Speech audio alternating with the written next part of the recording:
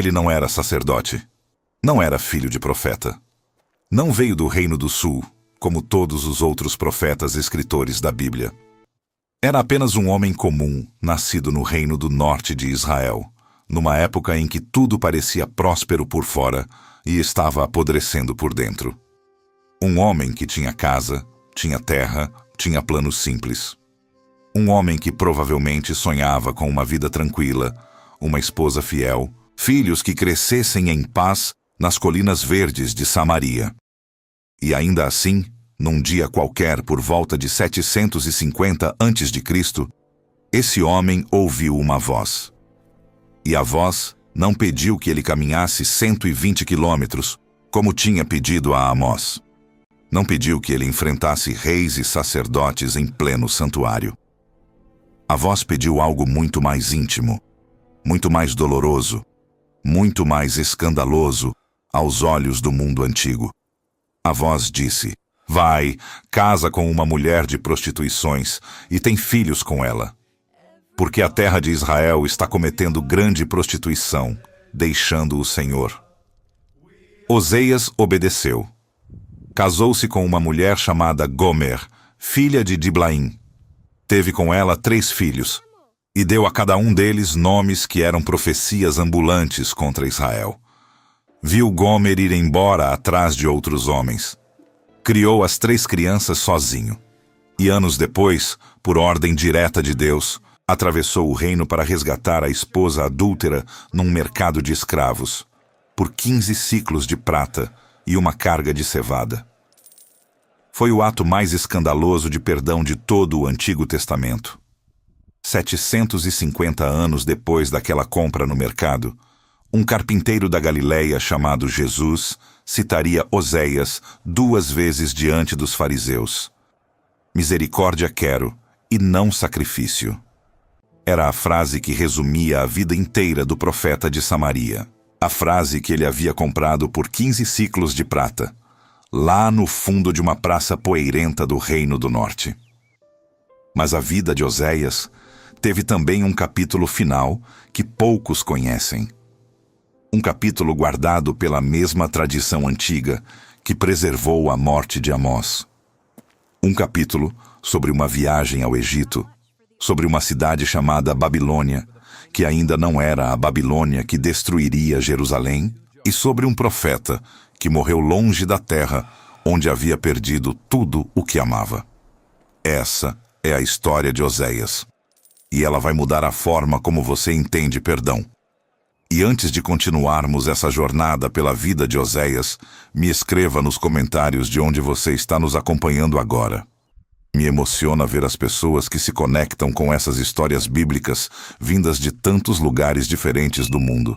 E se você gostaria de estudar mais sobre a Bíblia, não deixe de consultar as indicações que deixei fixadas no primeiro comentário.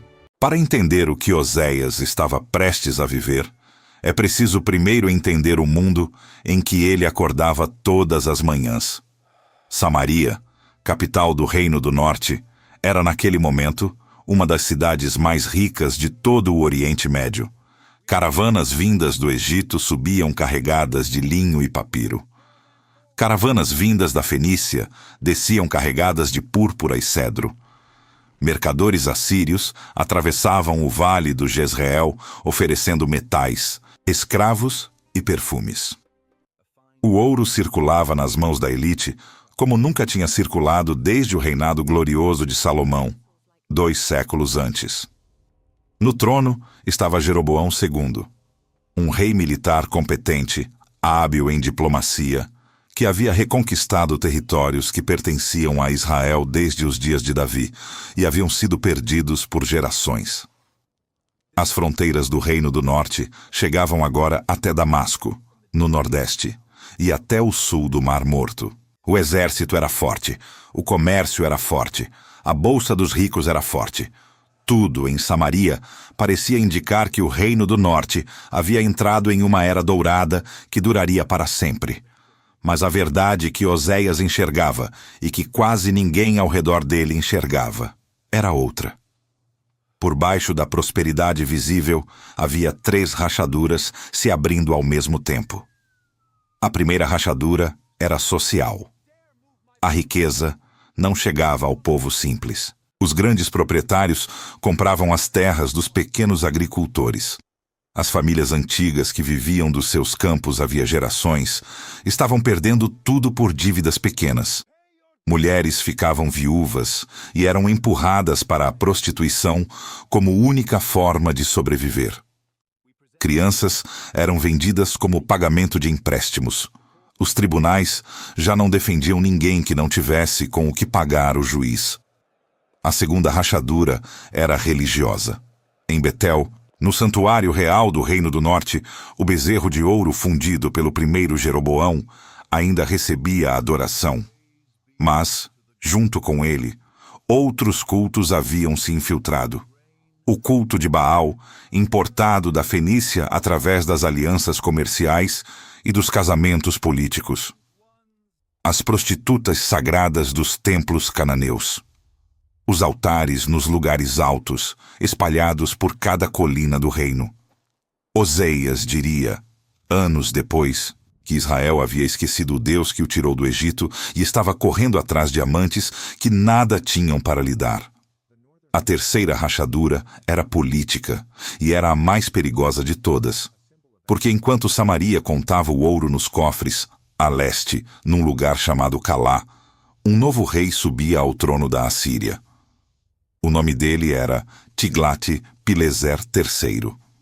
E os anais reais assírios, hoje preservados no Museu Britânico, registram em escrita cuneiforme o que esse rei começou a fazer assim que pegou o poder. Reorganizou completamente o exército, criou a primeira força militar profissional permanente da história do mundo antigo, inventou uma nova doutrina de guerra baseada em deportações em massa, e começou a olhar para o oeste, para os pequenos reinos cananeus, com a fome de quem sabe que vai engolir todos eles. Jeroboão II não viu isso. A elite de Samaria não viu isso.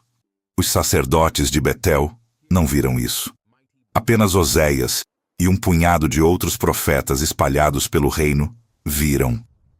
E o que Oséias viu o assustou tanto que ele entendeu naquele momento que o tempo das advertências educadas havia acabado.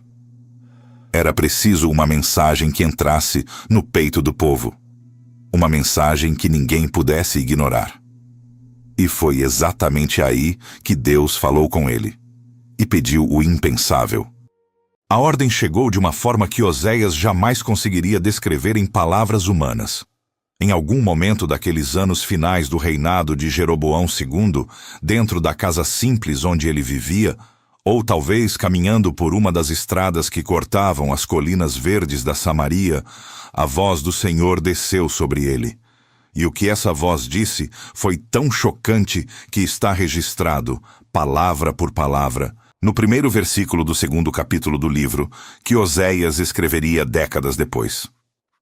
Vai, toma para ti uma mulher de prostituições e filhos de prostituições, porque a terra se prostituiu grandemente, deixando o Senhor. Pense no peso dessa frase no mundo antigo. Casamento, na cultura hebraica, era a instituição mais sagrada depois do próprio culto a Deus. A pureza da esposa era a base da honra da família. Os pais negociavam casamentos durante anos para garantir que os filhos se unissem a mulheres de boa reputação. Casar com uma prostituta era uma desonra que perseguiria o homem pelo resto da vida. Os filhos nascidos dessa união carregariam o estigma. Os vizinhos cochichariam. Os anciãos da cidade evitariam o seu cumprimento na porta da praça. E foi exatamente essa desonra que Deus pediu a Oséias para abraçar. Não como punição, como pregação viva. Porque se Israel havia se prostituído, deixando o Senhor, então o profeta que viesse falar disso ao povo precisava saber, na pele, o que era ter o coração rasgado pela infidelidade de quem se ama. Precisava sentir, dia após dia, dentro da própria casa, o que Deus sentia há gerações dentro do próprio templo. Oséias obedeceu. O nome da mulher que ele encontrou está registrado também. Gomer, filha de Diblaim. Os estudiosos discutem até hoje se Gomer já era prostituta no momento do casamento, ou se essa palavra do texto hebraico, Eshet Zenunim, deveria ser entendida como uma profecia antecipada do que ela viria a fazer depois. Mas o resultado, para a história, é o mesmo. Oseias a tomou por esposa, levou-a para a sua casa, e começou ali a vida conjugal mais dolorosa registrada em toda a Bíblia. O primeiro filho nasceu primeiro, um menino. E Deus disse a Oseias que nome dar ao menino: Jezreel. O vale de Jezreel era a planície mais fértil do Reino do Norte, mas também o lugar onde, 80 anos antes, o rei Jeú havia massacrado a família inteira do rei Acabe e da rainha Jezabel para tomar o trono. O nome do menino era uma sentença. Deus estava prometendo que ia visitar sobre a casa de Jeú o sangue derramado em Jezreel. Cada vez que Oseias chamava o filho para vir jantar, ele estava pronunciando o juízo contra a dinastia que ainda governava Israel. A segunda criança nasceu depois, uma menina, e Deus deu o nome Lo-Ruama, que significa, literalmente, não amada, ou aquela que não recebeu misericórdia. Oseias precisava chamar a própria filha pequena por um nome que era a sentença de Deus contra Israel. Não me terás misericórdia. Cada vez que ele a pegava no colo, cada vez que a embalava para dormir, cada vez que a chamava de volta para casa quando ela brincava na rua, o nome dela martelava nos ouvidos dos vizinhos. Não amada, não amada, não amada. E veio o terceiro filho, outro menino. E Deus deu o nome mais duro de todos, Lo-Ami, que significa não meu povo. Cada vez que Oseias dizia o nome do caçula, ele estava anunciando o rompimento da aliança entre Deus e Israel. Vós não sois meu povo, e eu não sou o vosso Deus. 3 crianças. 3 sentenças ambulantes, caminhando pelas ruas de Samaria, brincando nas portas das casas, sendo chamadas em voz alta pela mãe e pelo pai. O reino inteiro do norte ouvia, dia após dia, o juízo de Deus pronunciado em forma de nomes infantis. E ninguém entendia ainda que a tragédia maior da casa de Oseias estava prestes a começar. Falta cerca de 1 hora para o sol nascer sobre as colinas de Samaria. O ar, nessa hora, carrega o cheiro úmido da terra que esfriou durante a noite, misturado ao aroma mais antigo da casa, o cheiro da madeira do teto, que absorveu décadas de fumaça do fogão, e o cheiro do azeite da lamparina, que se apagou há algumas horas. Oseias está deitado numa esteira de junco trançado, no chão batido da casa, com um manto grosso de lã puxado até o peito, e sente, com uma clareza que demora a chegar à consciência, que há algo errado. O lado da esteira ao lado dele está frio. Ele estende a mão. Encontra o tecido vazio.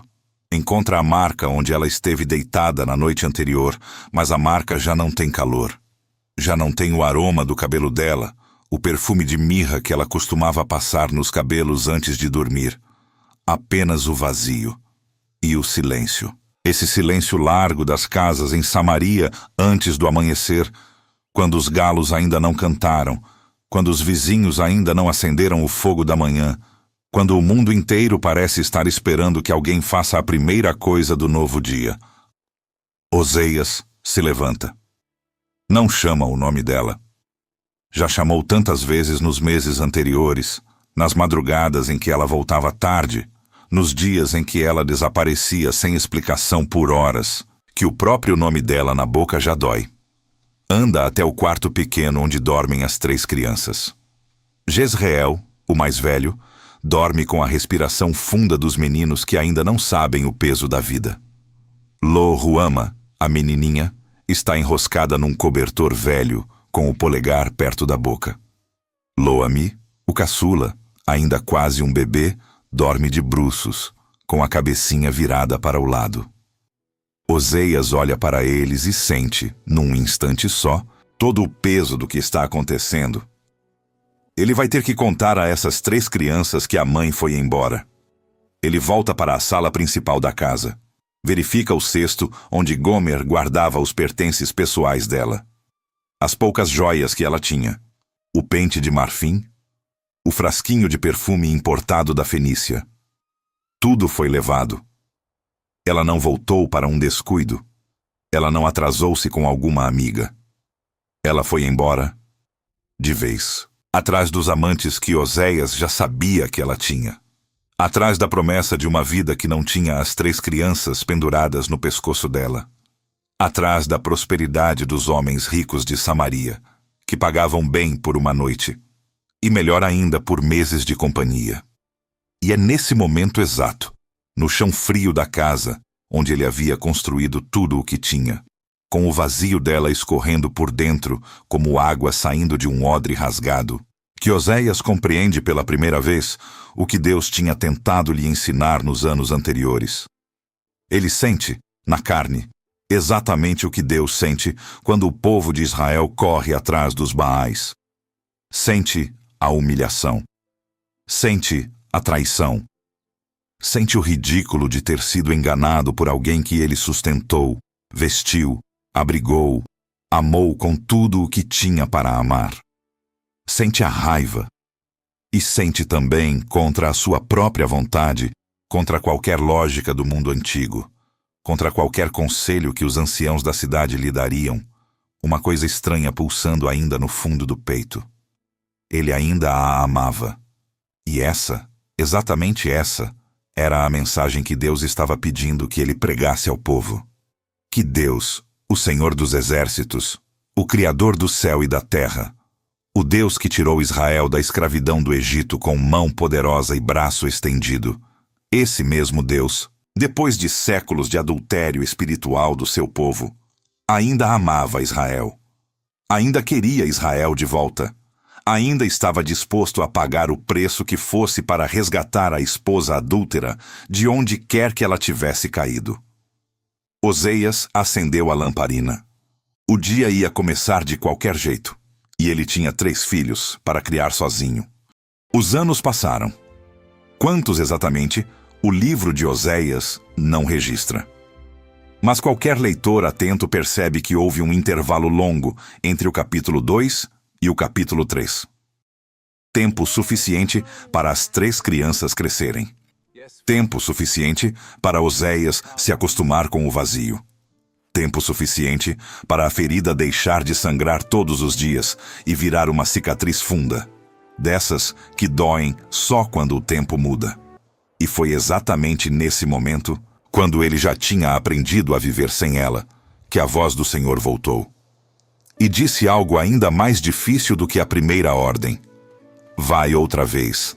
Ama uma mulher amada de seu amigo, e adúltera, como o Senhor ama os filhos de Israel, embora eles olhem para outros deuses. Oséias entendeu o que estava sendo pedido. Era para ir buscar Gomer, aquela mesma Gomer, a que tinha abandonado os 3 filhos, a que tinha corrido atrás dos amantes, a que tinha cuspido na honra da família e desonrado o nome do marido diante da cidade inteira. Era para ir buscá-la onde quer que ela estivesse e trazê-la de volta. Não como serva, não como prisioneira, como esposa, amada. Quando ele a encontrou, ela não estava mais na casa de nenhum dos amantes ricos. Estava sendo vendida como escrava, provavelmente nas mãos de algum credor que ela não havia conseguido pagar, ou de algum amante que tinha cansado dela e decidiu lucrar antes de descartá-la. O destino das mulheres que caíam em desgraça no mundo antigo era quase sempre o mesmo. O mercado, a pedra do leilão, a nudez pública, os lances. Oséias se aproximou daquela pedra. Viu Gomer ali em cima, exposta, marcada pelos anos, marcada pela vida, marcada por tudo o que ela havia feito e por tudo o que tinham feito com ela. E em vez de sentir vergonha, em vez de virar o rosto, em vez de fazer o que qualquer homem honrado de Samaria teria feito, que era passar reto e fingir que não conhecia aquela mulher, Oséias entrou no leilão, levantou o lance e pagou o preço. O livro registra o valor exato: 15 ciclos de prata e 1,5 de cevada. O preço médio de um escravo adulto saudável, segundo o Código de Hammurabi e os documentos comerciais assírios da mesma época, era de 30 ciclos de prata. Oseias pagou metade em prata e completou o restante com cevada, o cereal dos pobres. Meio escravo, meia vida, meia mulher. Mas para Oseias, ela ainda era inteira. Ele subiu na pedra, cobriu o corpo dela com o próprio manto, pegou os tabletes da compra e levou Gomer para casa. Ao chegarem, sentou-se com ela e disse uma única frase, registrada no 3º capítulo do livro: Tu ficarás comigo muitos dias. Não te prostituirás, nem serás de outro homem. E também eu esperarei por ti. E enquanto essa história nos atravessa, eu te convido a parar por um momento. Quantas vezes Deus pagou um preço alto para te buscar onde tu não merecias ser buscado? Me conta nos comentários. Eu leio cada um. E se essa história está te tocando, deixa um amém aqui embaixo, para que esse vídeo chegue a mais pessoas que precisam ouvir hoje. Enquanto Oseias reconstruía a vida dentro de casa, o mundo lá fora começava a desabar exatamente como Deus tinha mostrado a ele. Jeroboão morreu por volta de 746 a.C.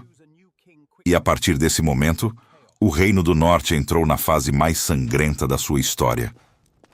Em 25 anos, 6 reis se sentaram no trono de Samaria.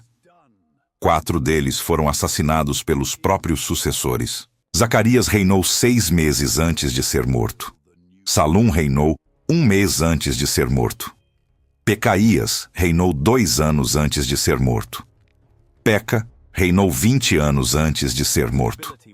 O sangue da família real de Israel escorria pelos corredores do palácio de Samaria, como o sangue dos sacrifícios escorria pelos altares de Betel.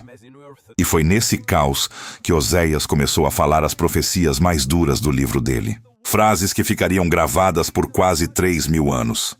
Semearam vento e cegarão tempestade. Israel é uma vide que dá fruto, mas o fruto é só para si mesmo.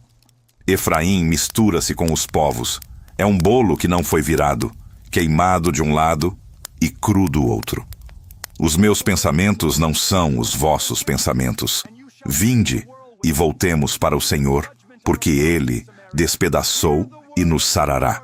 Mas Oseias não falava apenas sobre o pecado interno do reino. Falava também sobre a ameaça externa que se aproximava. Tiglat-Pileser III, o rei assírio que havia subido ao trono em Calá, agora marchava para o oeste. Em 733 a.C., ele invadiu a Galileia, anexou as cidades do norte de Israel e deportou parte da população para a Mesopotâmia. Foi a primeira grande deportação. As escavações arqueológicas em Hazor confirmaram a destruição dessa campanha. Cidades inteiras queimadas, muralhas derrubadas, estratos de cinzas espessos sob os pés dos arqueólogos modernos. Oseias viu isso acontecer e continuou pregando. Avisou que o pior ainda viria. Avisou que Samaria, a capital, a cidade dos palácios de marfim, a cidade que se achava intocável, cairia também. Disse uma frase que ainda hoje arrepia quem lê. Samaria levará sobre si a sua culpa, porque se rebelou contra o seu Deus. Eles cairão à espada. Os seus filhos serão despedaçados, e as suas mulheres grávidas serão fendidas pelo meio. Em 722 a.C., a profecia se cumpriu. Sargão II, o novo rei assírio, encerrou um cerco que tinha durado 3 anos contra Samaria. A cidade caiu. O prisma de argila de Sargão, encontrado nas escavações de Khorsabad e hoje preservado no Museu do Louvre, registra em escrita cuneiforme o número exato de deportados. 27.290 habitantes de Samaria foram arrancados das suas casas e levados para o Império Assírio. As 10 tribos do Reino do Norte desapareceram da história. Nunca mais voltaram. Tornaram-se as 10 tribos perdidas de Israel, sobre as quais lendas se multiplicam até hoje. E Oséias, provavelmente ainda vivo, viu tudo. Viu o fim do reino onde nasceu. Viu os filhos de Israel sendo arrastados pelas estradas em direção ao leste, acorrentados uns aos outros, exatamente como ele tinha avisado durante 40 anos. Mas viu também algo mais. Algo que ele tinha escrito nas últimas páginas do livro. A promessa de que aquele povo, mesmo deportado, mesmo perdido, mesmo aparentemente esquecido, um dia voltaria. Porque o Deus que comprou Gomer no mercado de escravos por 15 siclos de prata não tinha desistido de Israel. E não desistiria nunca. 700 anos depois da queda de Samaria, um homem subiu numa colina perto do mar da Galileia, sentou-se diante de uma multidão de camponeses, pescadores, mulheres e crianças e começou a ensinar sobre o reino de Deus. Esse homem, Jesus de Nazaré, citaria Oséias 2 vezes ao longo do ministério dele. As 2 vezes contra os fariseus. As 2 vezes com a mesma frase. Ide e aprendei o que significa isto. Misericórdia quero e não sacrifício. Jesus não escolheu Oséias por acaso. Escolheu porque entendia que o profeta de Samaria havia descoberto 7 séculos antes o segredo mais difícil de toda a fé hebraica. Que Deus não se importa tanto com rituais quanto com a disposição do coração. Que Deus não se impressiona com altares quentes quando os juízes torcem o direito dos pobres. Que Deus não quer perfume queimado quando aqueles que oferecem o perfume vivem traindo o Deus que os criou. O que Deus quer é misericórdia. E quem entendeu isso primeiro foi um homem que comprou de volta a própria esposa por 15 siclos de prata num leilão do Reino do Norte. E aqui, agora, depois de atravessar essa história junto comigo, talvez seja útil que tu pares por um instante e olhes para dentro de ti mesmo. Não é a Gomer da história que importa, é a Gomer que existe dentro de cada um de nós. Aquela parte da nossa vida em que nós abandonamos a verdade por uma promessa barata. Em que nós trocamos o que era sagrado por algo que parecia mais brilhante naquele momento. Em que nós corremos atrás de amantes que sabíamos, lá no fundo, que iam acabar nos largando numa praça pública sem nada. Cada um sabe quais foram os seus amantes. Cada um sabe onde foi o mercado de escravos onde a sua vida foi parar. A boa notícia que Oséias escreveu há quase 2.800 anos é que Deus já tem o dinheiro no bolso e já está caminhando em direção àquele leilão para te resgatar. Sobre os últimos dias do profeta, a Bíblia não conta nada.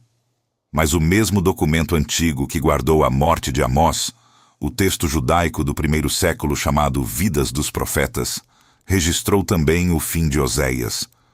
Diferente de quase todos os profetas escritores, Oséias não morreu como mártir. Morreu de velhice, em paz, ainda na sua terra natal.